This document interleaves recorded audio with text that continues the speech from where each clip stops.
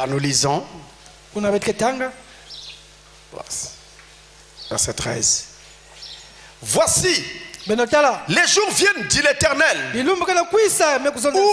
laboureur suivra de près le moissonneur. Et celui qui foule le raisin, celui qui répand la semence, où le mou ruisselera des montagnes et coulera de toutes les collines. Cette fois-ci, ce n'est plus comme Timothée a dit, où on plante et on attend. Non, cette fois-ci, on a planté, celui qui moissonne vient juste après. Tout se passe au même moment. C'est la grande prophétie. Qui va dire que cette Bible n'est pas belle? Elle est trop belle, cette Bible. Je ne sais pas pourquoi les églises sont merdes. Il y a trop de richesses ici qu'on doit prêcher la parole.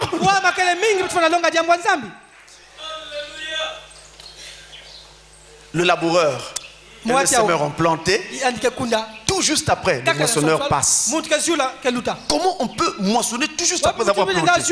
C'est la promesse de ces derniers jours. Et Joël 2, verset 23. Dit la même chose. Quand nous l'avons lu au départ, il était dit, je relis. Et vous, enfants de Sion, soyez dans l'allégresse et réjouissez-vous en l'Éternel votre Dieu, car il vous donnera la pluie en son temps. Il vous enverra la pluie de la première et de l'arrière-saison comme autrefois.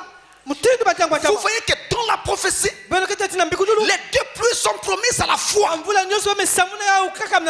Et quand vous associez cette prophétie au reste des prophéties, il y en a aussi dans Deutéronome et dans ce que je viens de lire d'Amos. Dans Amos, eh bien, il est donc annoncé que les deux pluies doivent tomber ensemble au temps de la fin. Et Frère Branham aussi le dit. Il le dit clairement. Quand c'est le temps de la fin, nous aurons les deux pluies. Écoutez, il a enseigné sur ça. Écoutez ça. La prédication, la pluie de la première et de l'arrière-saison. En anglais, former and latter rain. La pluie de la première et de l'arrière-saison. Attention, là aussi, il faut prendre la date. Prêché le 3 mars 1960. Paragraphe 26. Il dit ceci. And then we see these fearful sights are coming. Maintenant, nous sommes en train de voir ces phénomènes terribles qui arrivent. Earthquakes, des tremblements de terre. Tidal waves. Des raz-de-marée, falling away, l'apostasie, gross darkness, l'obscurité, heady, l'entêtement, high-minded, comment on va dire ça? Orgueil, ou bien les gens sont hautains. Lovers of pleasures, les amateurs de plaisir. Now, that's all for the world. Maintenant, c'est tout pour le monde. C'est tout ce qui leur est réservé. That's what the world is pointing to. C'est ce à quoi, ce vers quoi le monde est en train de se diriger. But the church has another sign. Mais l'église a un autre signe. Oh, that blessed call-out sign. Oh, ce signe béni. He promised that there would be a latter rain in the church. Il a promis qu'il y aurait une pluie, une dernière pluie pour l'église. Pour l'église. The church spiritual. L'église spirituelle. Attention, la précision est importante. Parce qu'il y a une église charnelle. In the last days, he poured out both former and latter rain. Dans les derniers jours, il va déverser à la fois la pluie de la première et de l'arrière-saison. Remember, former rain come first. Rappelez-vous, la première pluie vient premièrement. Latter rain come second. Et la seconde pluie ensuite. Both former and latter rain in the same season. Les deux. Plutôt, La pluie de la première et de l'arrière-saison, à la fois dans la même saison. Il promet, il l'a promis. Amen. Frère Branham dit qu'il l'a promis. Et nous sommes dans cette saison. Et il est important de savoir dans quelle saison vous êtes. Vous ne pouvez pas dire que vous êtes un chrétien. Vous allez à l'enlèvement et vous ne savez pas dans quelle saison vous vivez. Les deux pluies tombent ensemble à ce temps de la fin. Que se passe-t-il donc, mes amis? C'est que le messager du temps de la fin va faire deux œuvres. Il va semer à la fois pour la première et la deuxième pluie. Ce que vous devez savoir, c'est que le messager de Malachi 4, eh bien ce messager-là, il y a plusieurs promesses qui s'accomplissent en lui. Par exemple, vous avez Malachi 4, n'est-ce pas? Mais vous avez aussi Luc 17 et 30. Et Luc 17 et 30 est en rapport avec Apocalypse 10. Mais il y a d'abord Malachi 4. Ensuite il y a Luc 17 et 30. Le messager de Malachi 4, lorsqu'il a accompli Malachi 4, il sème pour la première pluie. Mais quand son ministère change de face et qu'il passe au fils de l'homme, là aussi la pluie change. Nous passons à la deuxième pluie et les sept tonnerres-là sont révélés pour amener le peuple à la maturité. La deuxième pluie, c'est la pluie de la moisson. Les dernières pluies qui tombent là avant la moisson, demandez les agriculteurs. C'est ça qui fait mûrir le grain. C'est ça qui fait que la mangue soit très sucrée avec le dernier soleil qu'il reçoit. Alléluia. Et c'est ça que Dieu doit répandre sur l'église juste avant le départ. N'arriveront à ce niveau-là que ceux qui seront sous ce ministère-là. Et ces deux pluies tombent ensemble en ce temps de la fin. Quand Frère Branham sème pour la première pluie, il fait quoi? Il ramène la foi des enfants, la foi des pères. Il nous prêche les mêmes doctrines qui étaient prêchées à la Pentecôte. Mais après, il rentre dans la profondeur des eaux pour attraper la truite arc-en-ciel. Ce poisson en 7 couleurs qui a la taille de 50 cm. C'est là qu'il va l'attraper. L'épouse de Christ n'aime pas des eaux superficielles. L'épouse de Christ aime la profondeur des eaux. De l'eau abondante. De l'eau profonde. De l'eau claire. Alléluia.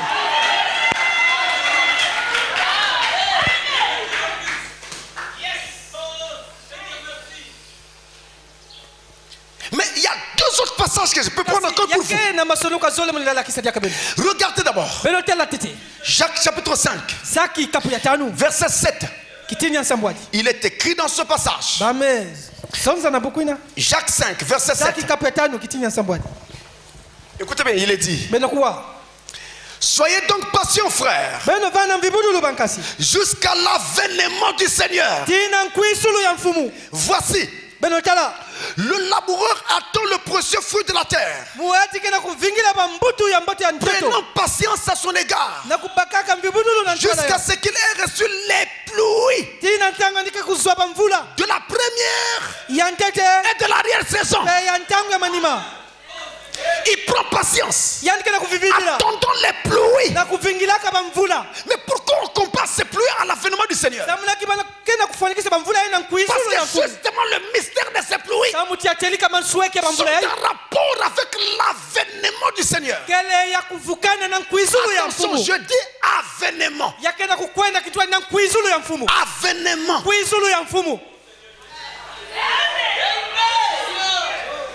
Et dans Osée 6, verset 3, là, nous trouvons que le mystère de ces pluies ne sont pas seulement en rapport avec l'avènement, mais sont aussi en rapport avec la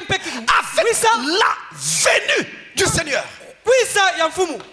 Qui va donc voir la venue du Seigneur s'il ne reçoit pas ces deux pluies? Alors mes frères, voici ce qui s'est passé en réalité. Voici ce qui s'est passé. Ou plutôt, j'ai envie de dire, voici ce qui s'est passé et qui se passe maintenant. Dans le passage que nous avons lu, on va effacer le tableau, je vais maintenant l'utiliser encore un peu plus. Dans le passage que nous avons lu, il a été dit, à l'ouverture de notre enseignement, je vous remplacerai les années qu'on dévorait le asile, le Gélec, la Soterelle et le Gazam, la grande armée que j'avais envoyée contre vous. Quand les pluies viennent, pour remplacer ces années-là. Autrement dit, pour restaurer. Mais on ne peut pas restaurer s'il n'y a pas eu de destruction. Donc si l'on parle de restauration, c'est qu'il y a eu une destruction. Et Dieu va restaurer. Ça c'est Joël 2. Joël 2. Versets 25 à 26. Je vous remplacerai les années qu'on dévorait la Soterelle, le Asile, le Gélec et le Gazam, ma grande armée que j'avais envoyée contre vous. Qu'est-ce qu'il y a, mes amis? Écoutez-moi bien. Je vous mets ça dans un tableau pour permettre une meilleure compréhension. Alors, au fur et à mesure, je vais expliquer. Et vous pourrez peut-être mettre ce tableau propre chez vous. Alors, ici, je trace comme ça. J'espère pouvoir y arriver.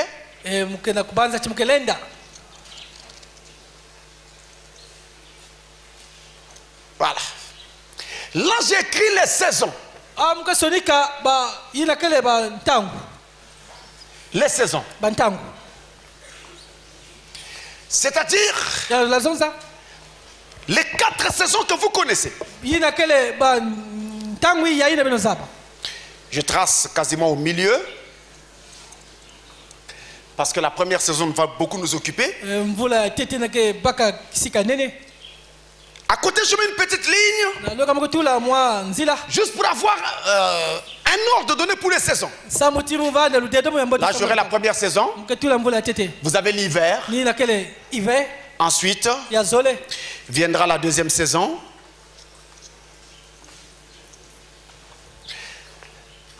C'est le printemps. Après, viendra la troisième saison. C'est l'été. Et enfin, la 4e saison, c'est l'automne. Voilà pour cette première partie. Après les saisons, ici, je mets les 7 âges de l'église. Vous allez voir comment ces âges se marient avec ces saisons. Après les âges de l'église, nous voyons maintenant les instruments utilisés par Dieu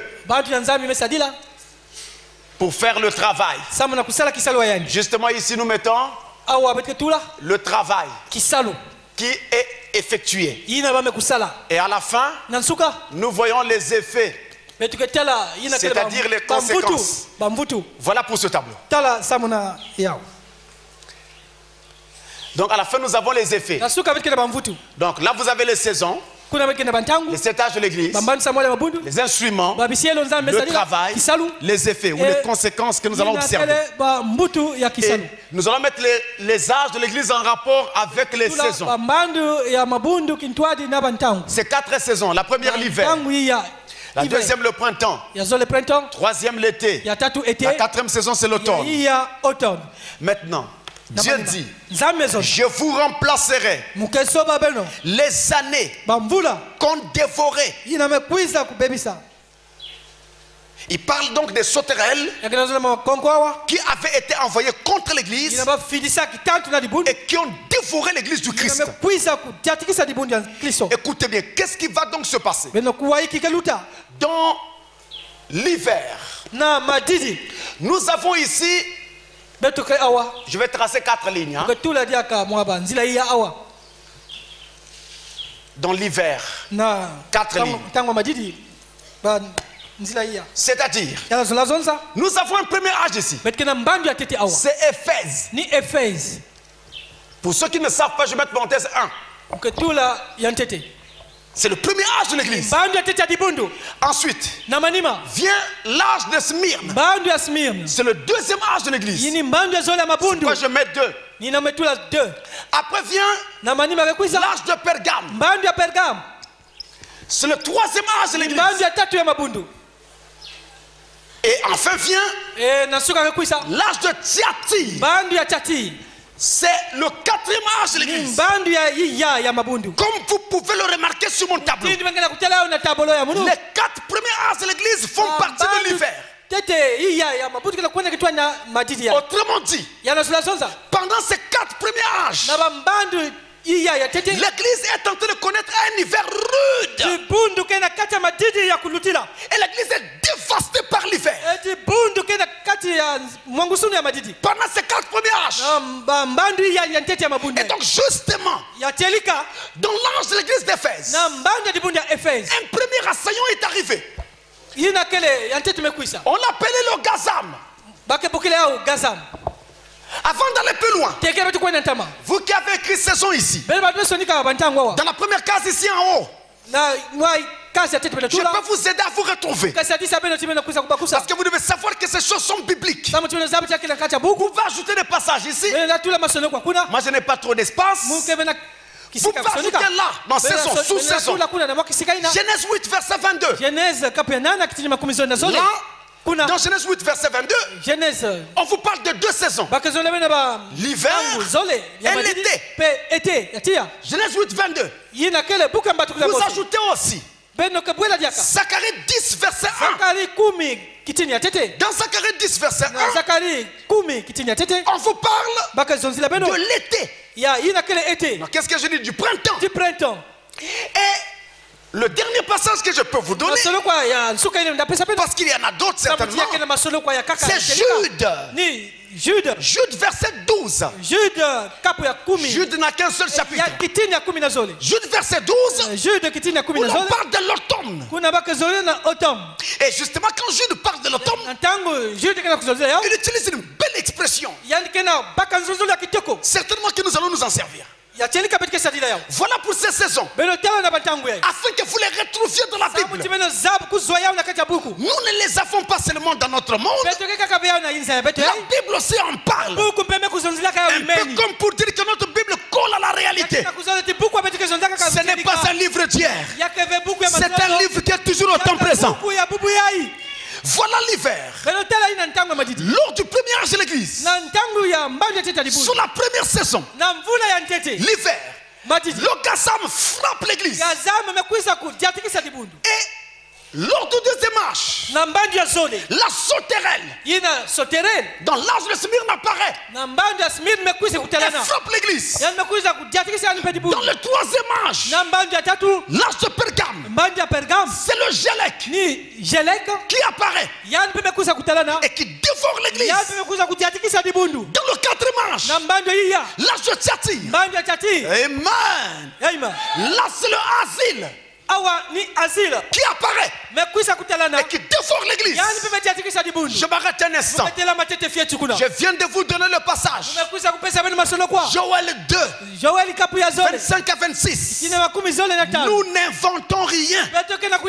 C'est écrit dans la Bible que vous tenez.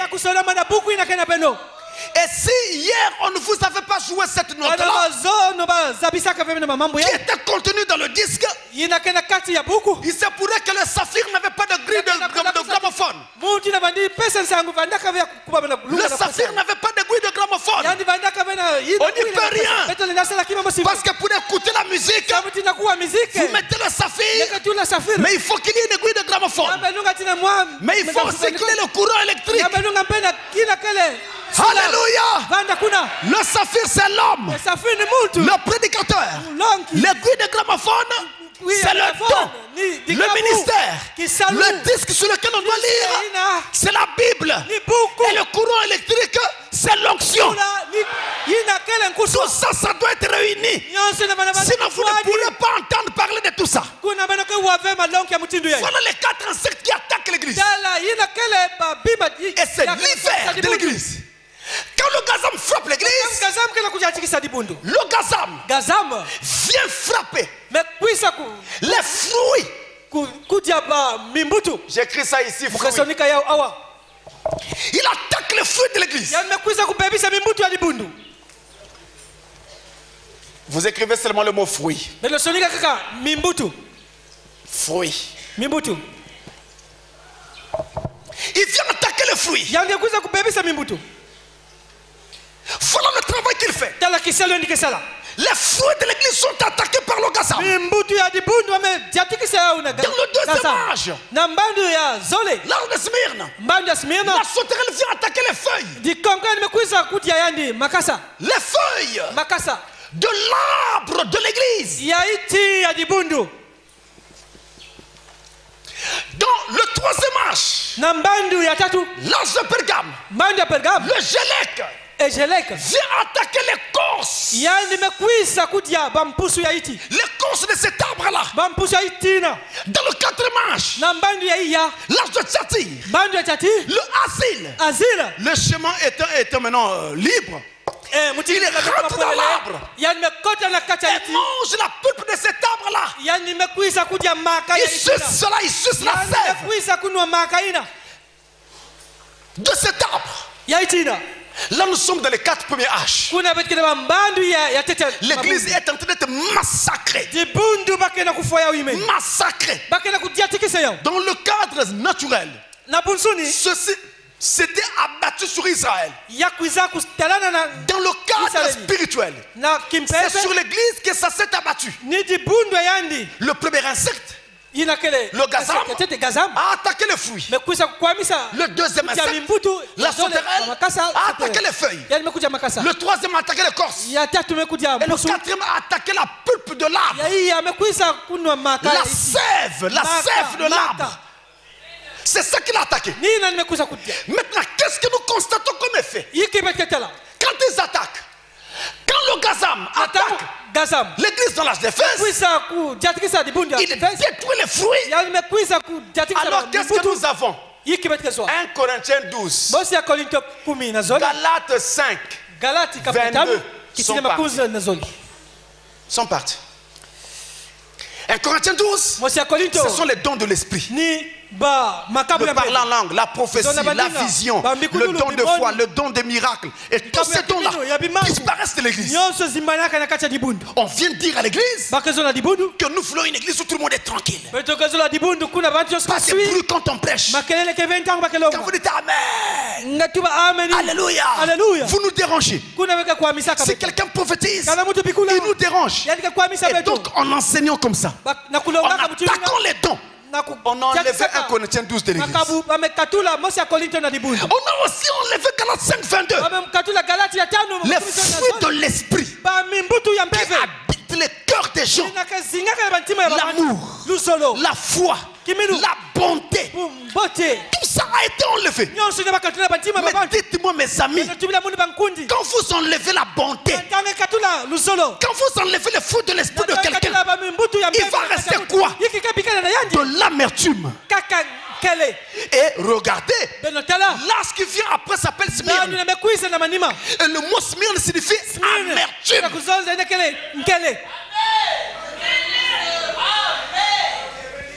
Voilà le travail que Satan faisait. Et dans ces derniers jours, les mêmes esprits essaient de travailler encore. Si quelqu'un vous dit que nous n'avons pas besoin des dons de l'esprit, rappelez-vous, c'est le séjour des morts qui parle. Les dons de l'esprit font partie de la parole de Dieu. Les dons de l'esprit doivent être dans une église de Dieu. Nous croyons dans le parler en langue. Nous croyons dans les prophéties. Nous croyons dans les visions. Nous croyons dans toutes ces choses que Dieu fait. Alléluia. Et ces choses-là sont là pour aider davantage l'église. Je vous prends un cas. Vous êtes malade. On prie pour vous sans arrêt. Rien ne se passe. Alors là, nous ne savons pas qu'est-ce qui empêche votre guérison. Parce que normalement, après la prière, vous devriez guérir. Mais si vous ne guérissez pas, c'est qu'il y a quelque chose qui fait que vous ne guérissez pas. Or, dans la Bible, la parole, il n'est pas écrit qu'en l'an 2015, monsieur un tel ou madame Intel souffrira de telle maladie. Ce n'est pas écrit. Donc comme ce n'est pas écrit, nous avons donc besoin d'un don de l'esprit pour entrer dans votre vie et voir pourquoi vous ne guérissez pas. C'est là qu'intervient la prophétie.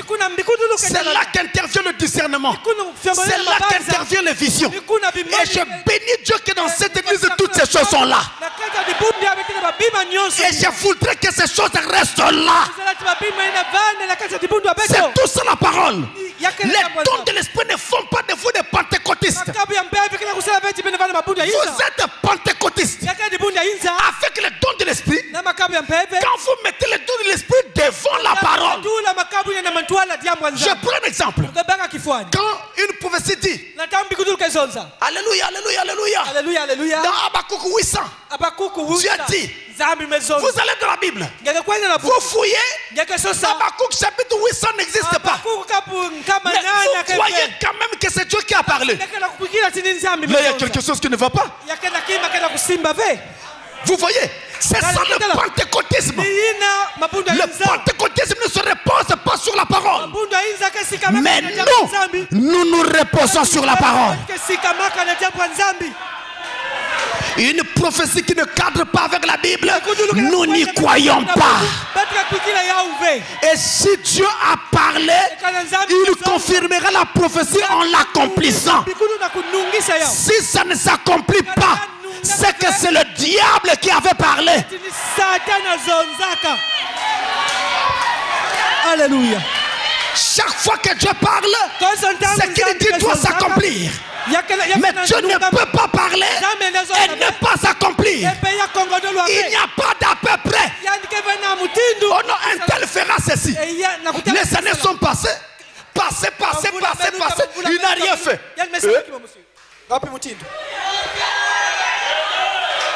Et les gens croient, non, c'est Dieu. Mais pourquoi Dieu n'a pas confirmé? Voyez-vous? Et ça, c'est le travail que Satan a fait. Dans le deuxième âge, l'âge de Smyrne, l'amertume a gagné les cœurs. Que se passe-t-il? La sauterelle est venue. Vous avez déjà vu les sauterelles qui attaquent les plantations, surtout en Afrique de l'Ouest. Et qu'est-ce qu'ils font? Ils mangent les feuilles des arbres. La sauterelle a mangé les feuilles.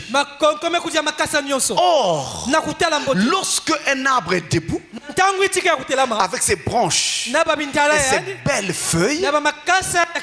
Quand il y a le vent, les feuilles se touchent entre elles.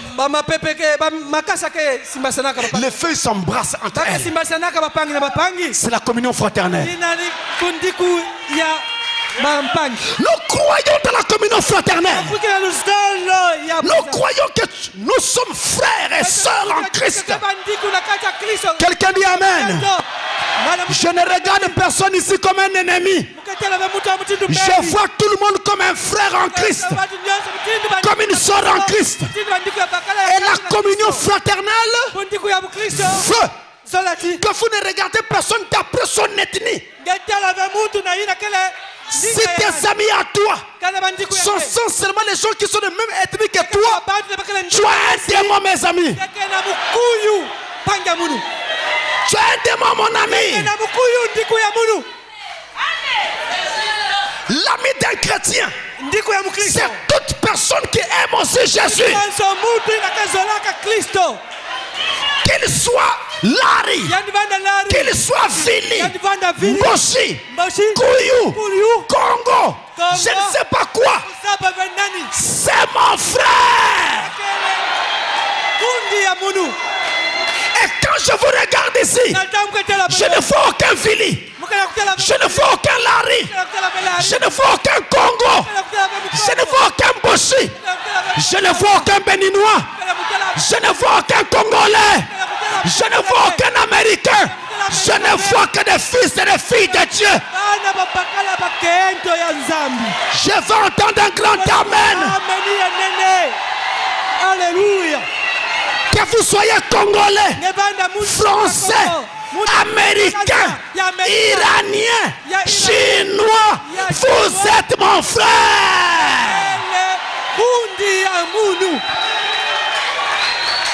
Et le diable a attaqué les feuilles.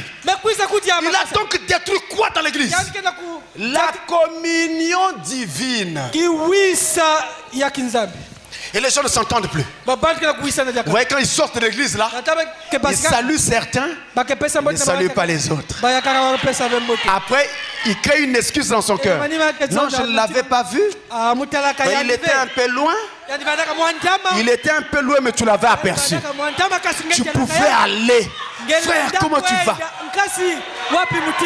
Sœur, comment tu vas? Or, la raison pour laquelle on n'a plus le courage de s'embrasser, c'est parce qu'on se rappelle qu'on a dit beaucoup de mauvaises choses contre les autres. Ah oui, vous voyez, ça pèse maintenant sur le cœur. C'est très mauvais de parler du mal des gens. Frère Branham dit, peu importe ce que quelqu'un vous a fait, dites toujours du bien de lui. Quand vous dites du mal de quelqu'un, c'est le diable qui parle. Et il ajoute, si vous tendez l'oreille pour écouter ce qu'on dit du mal d'un frère, vous participez à ce péché-là. Il ajoute encore, ça ramène votre expérience à zéro. Je crois au prophète. Votre expérience est ramenée à zéro. Alors prenez le courage. Allez voir votre frère. Frère, j'avais parlé du mal de toi. Pardonne-moi. Je ne sais pas quel esprit m'avait saisi. Nous sommes frères. Frère, si vous ne le faites pas, rappelez-vous, où vous entrerez, l'autre restera. Où lui rentrera, vous resterez. Parce que personne ne pourra rentrer devant Dieu avec un péché à la main. Vous deux, vous ne pourrez pas rentrer dans cet état. Dans quel état vous allez mettre le ciel? Il y aura des clans au ciel. Alléluia. Dans quel état vous allez mettre le ciel? Réglons tout maintenant. Nous sommes frères et sœurs en Christ. Dans le troisième âge, l'âge de Pergame, quand le gelec arrive, les fruits sont déjà mangés. Les feuilles sont déjà mangées. Il ne trouve qu'un arbre avec son écorce. Il dit, bon, moi je mange mon écorce qui reste. Alors il est venu manger l'écorce. La couverture de l'arbre. La doctrine.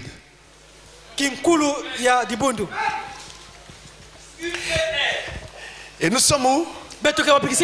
Dans l'âge de Pergame. L'âge de Pergame qui va de 312 à 606 dans l'histoire. Or, dans cet intervalle-là, je répète, l'âge de Pergame qui va de 312 à 606. Dans cet intervalle, vous avez l'année 325. Ça vous dit quelque chose? Alléluia. Amen. Alléluia. L'année 325, c'est le concile de Nicée qui eut lieu en Bithynie entre le mois, je crois, de juillet-août de cette année-là. Concile dirigé entièrement par l'empereur romain Constantin Ier le Grand. N'est-ce pas, vous vous rappelez? Concile au cours duquel furent décidées des doctrines, l'enseignement et la croyance des doctrines comme la Trinité, qui a trois dieux: Dieu le Père, Dieu le Fils, Dieu le Saint-Esprit. Le baptême trinitaire. Je te baptise au nom du Père, au nom du Fils et au nom du Saint-Esprit. Ça vient de là. Et à partir de là, quand nous avons avancé, nous sommes autour de 850, va apparaître l'eau bénite. L'an 850, ça n'existait pas avant. Donc les églises qui pratiquent l'histoire de l'eau bénite, elles ne savent même pas que ça n'existe pas dans la Bible. C'est venu dans l'histoire, au travers de l'âge de Pergame d'abord, et ensuite dans ce développement. C'était la doctrine qui était rongée. On a érigé des bougies, des cierges pour adorer Dieu. Et on dit que quand on allume ces bougies-là, ça représente la lumière de Dieu. Quelle foutaise! Une bougie fabriquée par un homme que même un vent vient éteindre. Vous dites que ça représente Dieu, mais c'est pas possible. Alléluia. Vous voyez, après plus tard, et les histoires des rosaires, les neuvaines, l'adoration de Marie, la mariolatrie. Ce n'est pas moi, mes amis, c'est l'histoire. Je fais parler l'histoire. Allez vérifier ça dans l'histoire. Tout ça, c'était quoi? Les causes qu'on était en train d'enlever. Ils ont fait le rôle. Excusez-moi, je vais utiliser un terme de chez nous, hein? Un terme qui est propre aux Congolais. Ils ont fait le travail que faisaient les yobouleurs.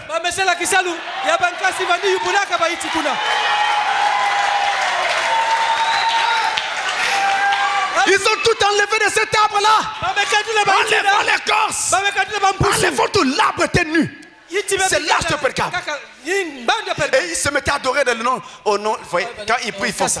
Au nom du Père, du Fils. Donc le Fils est en bas ici.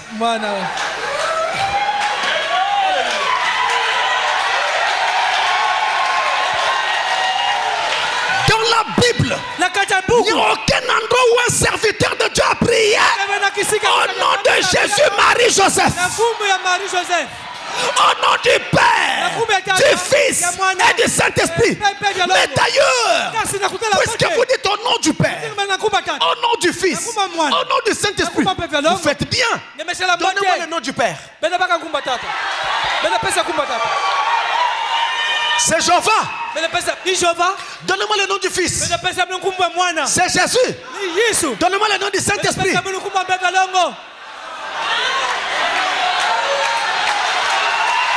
Alléluia.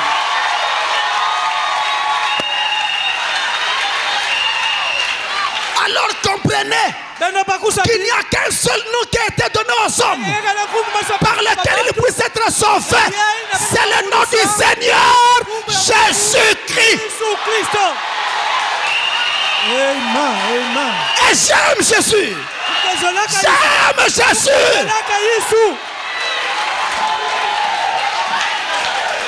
Quand la doctrine a été rongée, ne vous en faites pas. Le Gélec est aussi venu dans ce temps de la fin. Il est rentré dans le message.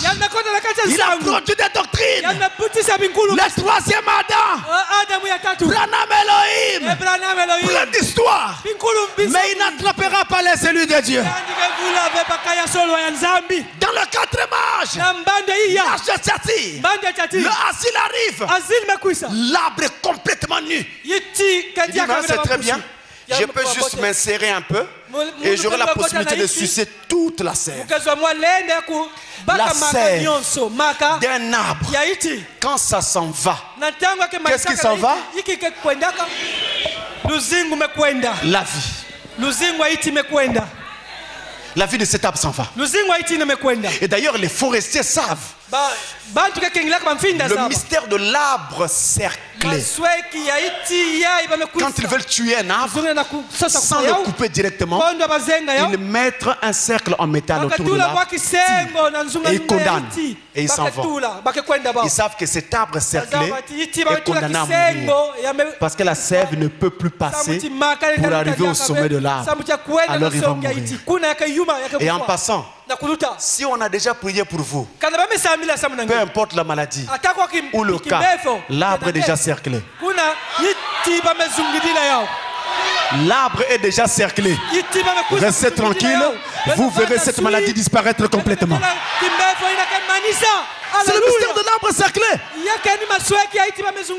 Alors, comme l'église était complètement tuée, les 4 insectes que vous voyez ne font pas 4 insectes. C'est un seul et même insecte à différents stades de son développement. Donc on va dire à différents stades de son ministère, le même insecte. Donc il commence par Gazam, après il change, il devient la sauterelle, il change, il devient le asile, le Gélec, il change, il devient le asile. Et vous pouvez aller plus haut. Le cavalier sur le cheval blanc, le cavalier sur le cheval roux, le cavalier sur le cheval noir, et à la fin au asile, le cavalier sur le cheval pâle. C'est lui qui apporte la mort, la couleur du cadavre. Les 4 cavaliers de l'Apocalypse au travers des 4 insectes de Joël. Ça c'est merveilleux. Maintenant que cet arbre était complètement tué, en tout cas il était complètement parti. Mais quand le diable a fait ce travail, il avait commis une erreur. Il avait oublié quelque chose. Il a tout détruit. Il avait oublié de détruire la racine de l'arbre. La racine était restée. Il aurait fallu qu'il détruise aussi la racine. Et la Bible dit, Jésus-Christ est la racine et le rejeton de David. Alors il devait pousser de nouveaux bourgeons. Qu'est-ce qui se passe-t-il? Il commence maintenant un nouveau printemps pour l'église. Un nouveau printemps.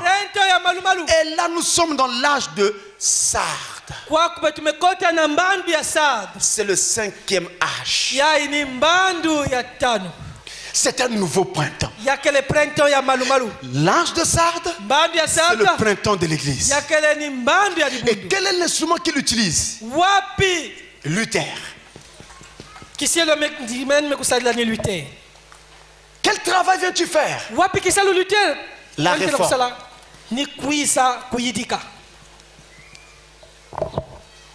Et quel résultat avons-nous? La réformation.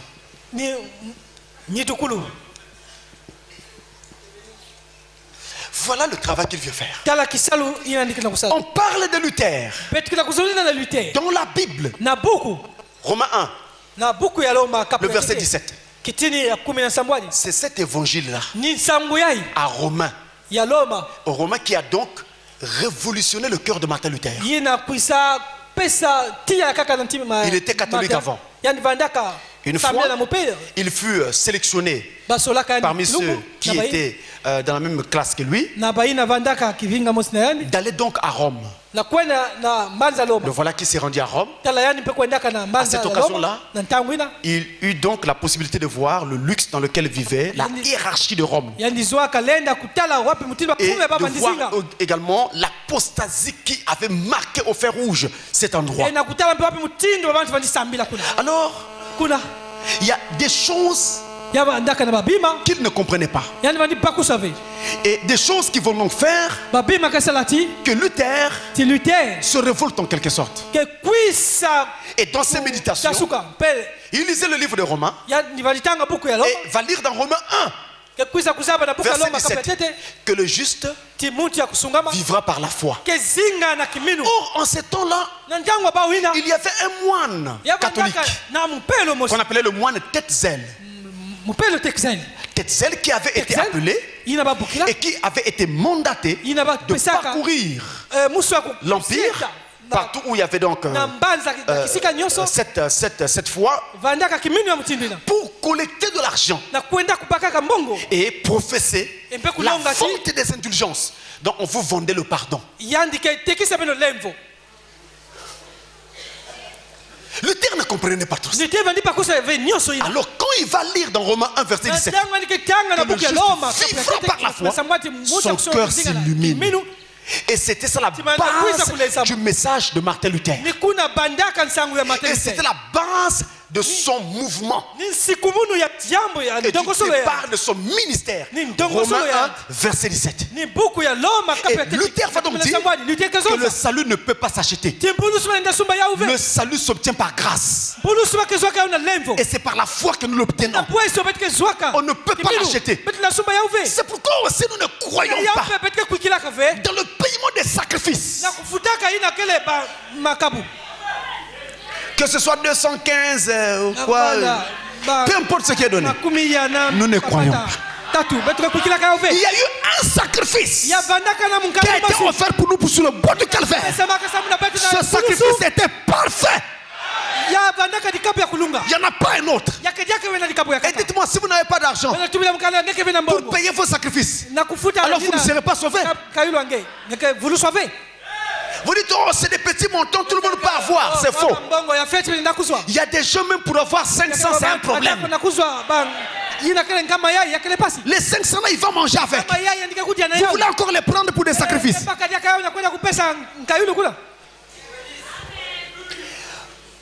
Après le printemps de l'église, viendra l'été de l'église. Et l'été de l'église, c'est le 16e âge. Philadelphie. Et c'est donc le 16e âge. Quel instrument Dieu utilise-t-il? John Wesley. Et quand Wesley arrive, lui aussi va faire un travail remarquable.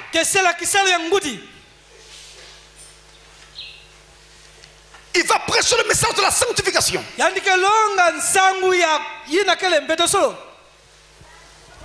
Seulement, dans son âge, nous sommes ici.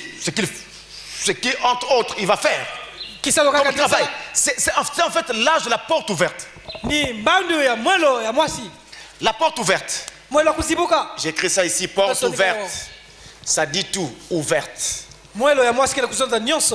C'est-à-dire que c'est dans cet âge-là qu'on a véritablement commencé ce qu'on appelait les missions.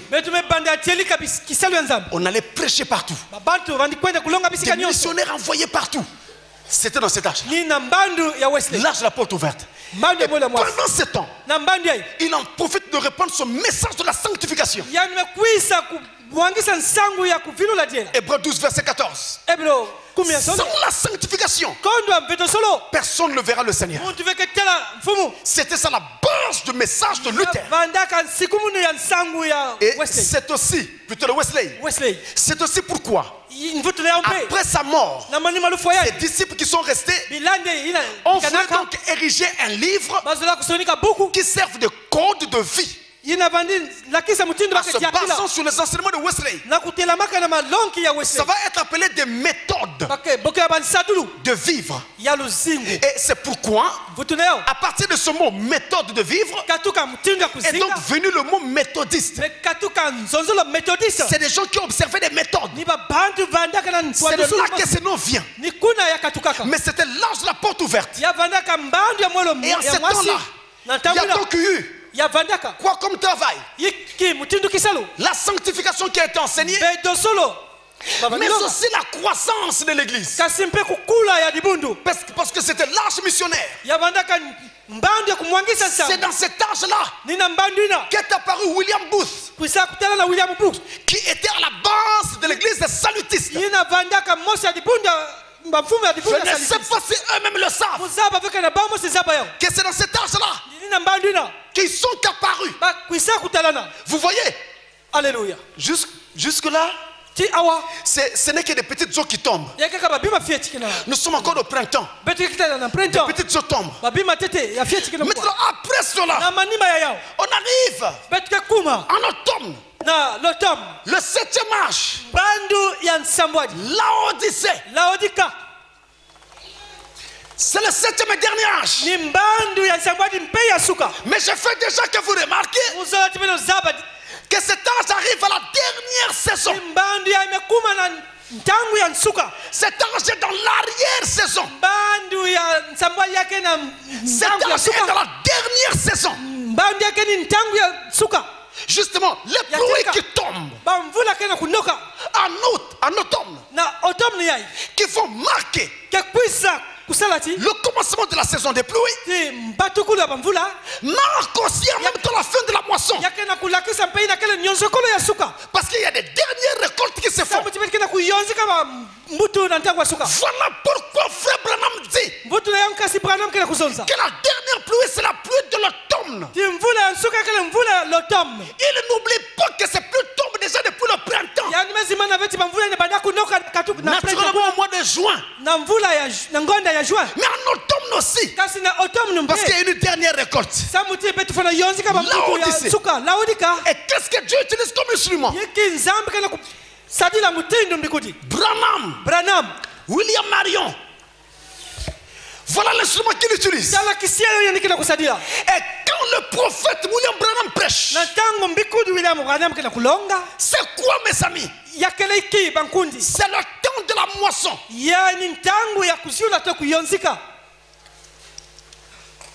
Voilà le travail qu'il fait.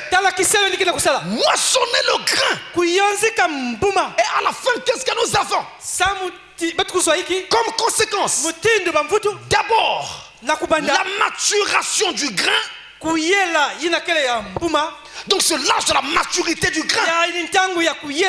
C'est le temps où les enfants de Dieu ne peuvent plus continuer à être des bébés pentecôtistes. Mais ils grandissent. Ils ont maintenant des assises spirituelles. Hier, pour un rien on se fâche facilement. Maintenant, on apprend à se calmer, à laisser passer la colère, à regarder à Dieu qui a dit à moi la vengeance, à moi la rétribution. C'est l'âge de la maturité. C'est l'âge où l'on comprend que si je suis encore téléphone de telles choses, si je suis déjà téléphone de telles choses, eh bien il y a une chose que je fais encore pour laquelle mon frère est déjà délivré. Inutile de se moquer les uns les autres, mais on doit plutôt se tendre la main, prier les uns pour les autres, s'entraider et aller de l'avant. C'est l'âge de la maturité. Et mes amis, le fruit ne mûrit pas au pied de l'arbre. Le fruit mûrit au sommet de l'arbre. C'est là où le soleil doit le frapper. Alors le soleil du mois d'août frappe là. Donc, nous avons la maturation du grain. Mais il y a aussi la moisson elle-même qui se fait. Je moissonne. Vous voyez le tableau de ces 4 insectes reliés aux anges de l'église et au mystère complet des pluies. Et la deuxième pluie, elle tombe à la fin. En automne. Elle tombe au dernier âge. Quand l'Éternel a commencé avec la réformation, ça n'est suivi Wesley. Avec la porte ouverte de la sanctification, c'était seulement encore la première pluie. Ce n'était pas encore la deuxième. La deuxième vient à la fin. C'est un message qui amène l'église à la maturité. À maturité. C'est cela. Et la Bible dit que, ou plutôt, il faut me montrer ici que c'est à la fin. Là où c'est en automne qu'est censée venir donc la dernière pluie. Alors n'oubliez pas que cette dernière pluie commence déjà à tomber depuis le printemps. Mais n'oubliez pas qu'il y a des dernières récoltes qui se font jusqu'en automne. Et les pluies qui vont tomber en automne, annonçant l'ouverture de la nouvelle saison agricole, tombent en même temps pour annoncer la clôture de la précédente saison. Et donc jouons le rôle de première et de seconde pluie. C'est pourquoi on se retrouve là. Mais seulement en automne. C'est un mois assez bizarre. L'automne, c'est la dernière saison. C'est la dernière saison de l'année. Je vais terminer là. Non seulement que c'est la dernière saison, on va aussi dire l'arrière-saison. Mais c'est aussi le temps où on assiste donc au déclin des jours. C'est-à-dire que nous sommes vraiment à la fin. À la fin des temps. Et en automne, il y a souvent des journées qui sont brumeuses. Vous vous levez le matin et il y a des brumes partout. N'oubliez pas que l'automne part déjà depuis septembre jusqu'à décembre. Et même parfois chez nous, nous vivons ça. Des brumes. Mais c'est tout à fait normal. C'est prophétique. Zacharie 14, verset 6 à 7. Il est écrit: ça sera un jour qui ne sera ni jour ni nuit, un jour brumeux, mais vers le soir la lumière paraîtra. C'est les brumes d'automne. En automne, le feu tombe des arbres. Parce qu'il y a déjà l'hiver qui pointe. Voyez-vous? Mais la vertu de cet âge là où il sait c'est quoi? Mais c'est l'amour fraternel. Et pourquoi le feu tombe tel des arbres? C'est pour indiquer que c'est ça que Satan attaque dans cet âge. Mes frères, nous sommes frères.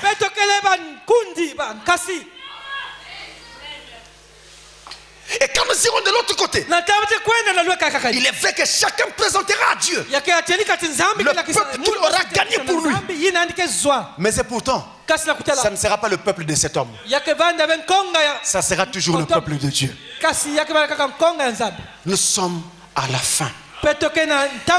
Dans Jérémie chapitre 8, verset 7, il est écrit: même la cigogne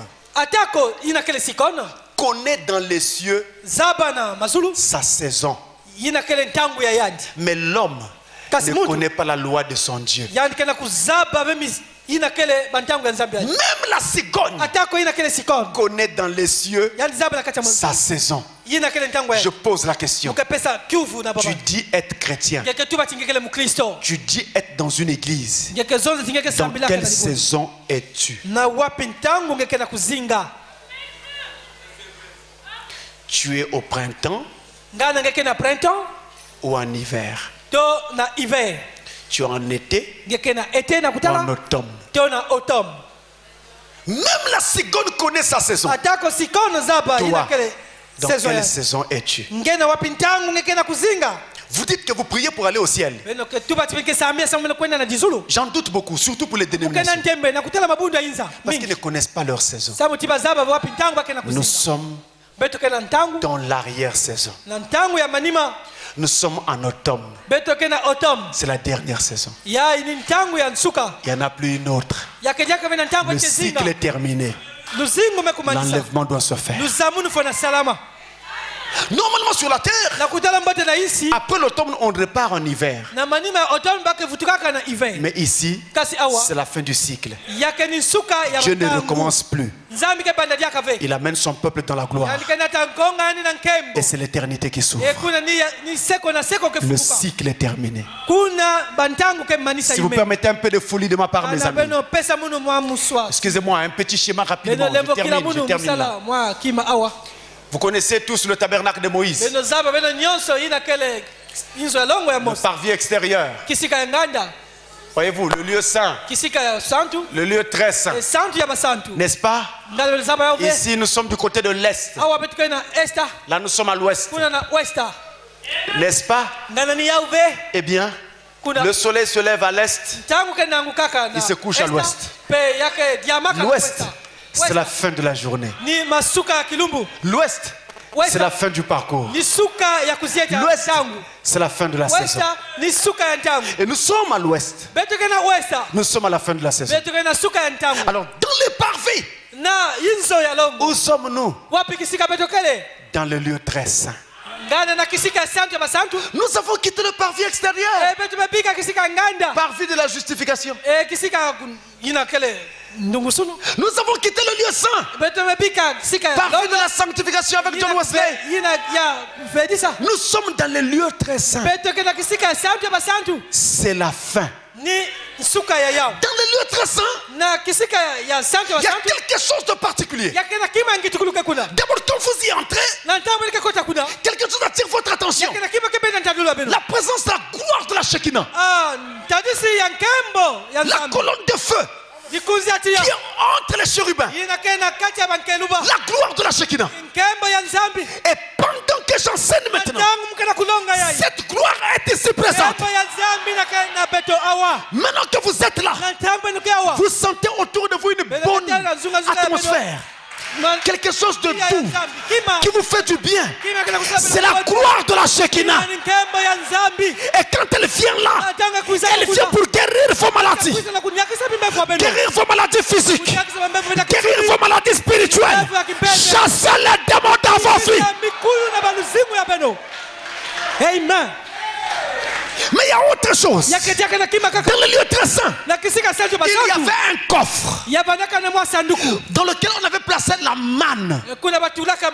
La manne qui tombait dans le désert. Dieu avait demandé qu'on prenne une partie, qu'on mette dans le lieu très saint pour les générations futures, jusqu'à l'âge de la Odyssée. Et nous y sommes. Il y a cette manne. C'est une révélation spéciale, un message spécial. Ce n'est pas réservé aux pentecôtistes. Ça, c'est le message de l'épouse. Et d'ailleurs, vous avez vu vous-même la différence. C'est ça le message du temps de la fin. Et je dois vous dire encore une chose et je termine. Ce que vous ne savez pas, c'est qu'en réalité, chaque fois que ce message de la deuxième pluie tombe sur vous, ce message est en train de vous amener à maturité.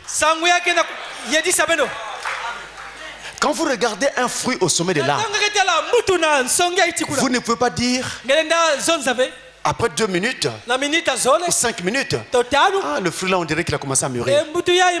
5 minutes après, il a avancé encore. Vous ne pouvez pas. Il faut laisser passer quelques jours. Vous venez regarder. Vous voyez que la teinte change. Vous partez encore. Quelques jours après, vous regardez. La teinte a encore changé. Que se passe-t-il? Il tire la sève de l'arbre. Il prend du soleil. Il prend les dernières gouttes d'eau. Il prend tout ça. Et il s'enrichit en sucre. La peau devient plus belle. La vitamine E dans la peau de la mangue devient abondante. Et c'est ça qui fait la maturation du grain. Et donc, pendant que vous ne le savez pas, maintenant que je parle là, ce message est en train d'amener chacun de vous à maturité. À un moment donné, vous verrez seulement que ce que vous faisiez hier, vous n'arrivez plus. Quand un enfant faisait ça hier, vous criez. Maintenant, aujourd'hui, c'est calme. C'est doux. Pourquoi la maturation est en train de s'asseoir? Et tout fils de Dieu va arriver là. Que Satan soit d'accord ou pas, nous allons arriver à la maturation. Que Dieu vous bénisse.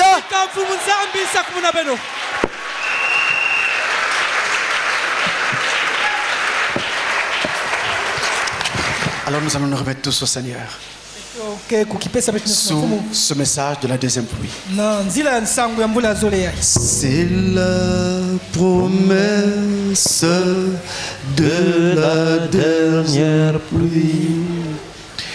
Lève les yeux et vois le blé mûr. Signe puissant miracle. Au nom de Jésus, bois, bois mon peuple, c'est la dernière pluie.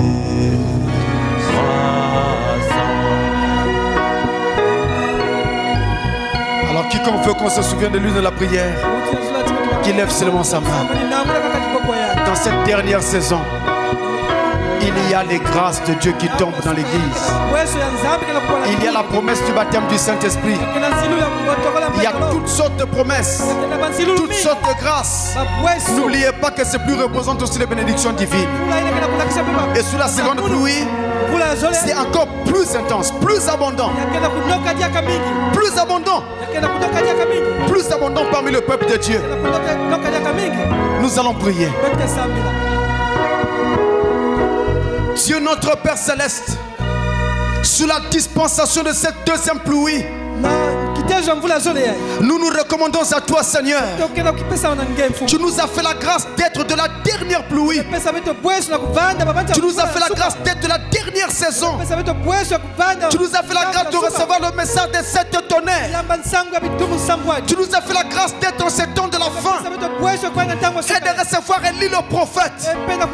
Oh Dieu Tout-Puissant, nous prions que ce message que nous avons reçu se transmue en vie en chacun de nous.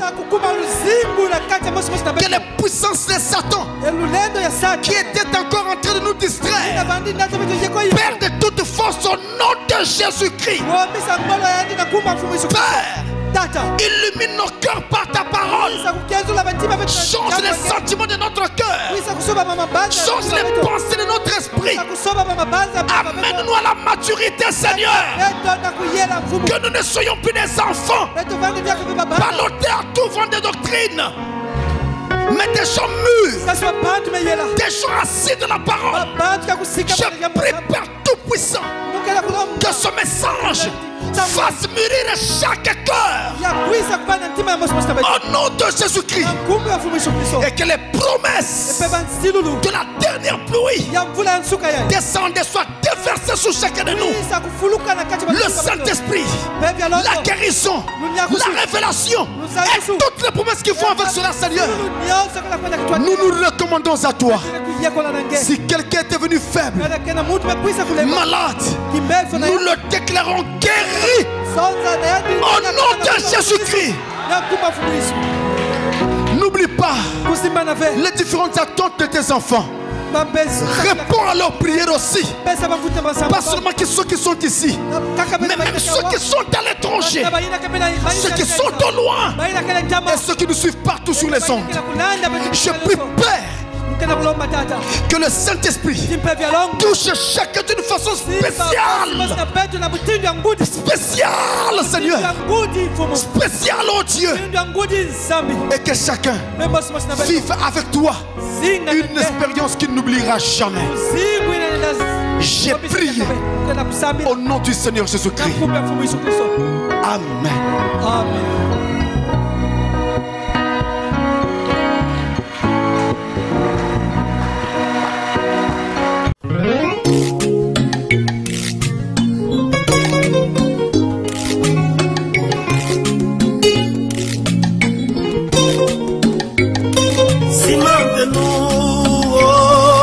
Seigneur, souvenez-nous, oh mon Jésus, comme un des pierres dans la pyramide,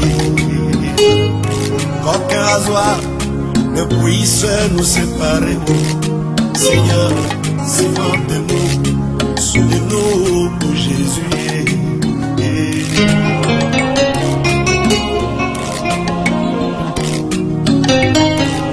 J'ai vu un homme qui est blessé, oh. Peut-être la blessure n'a pas pu peut-être toucher la tête, mais la tête souffre, le cœur et les pieds, oh.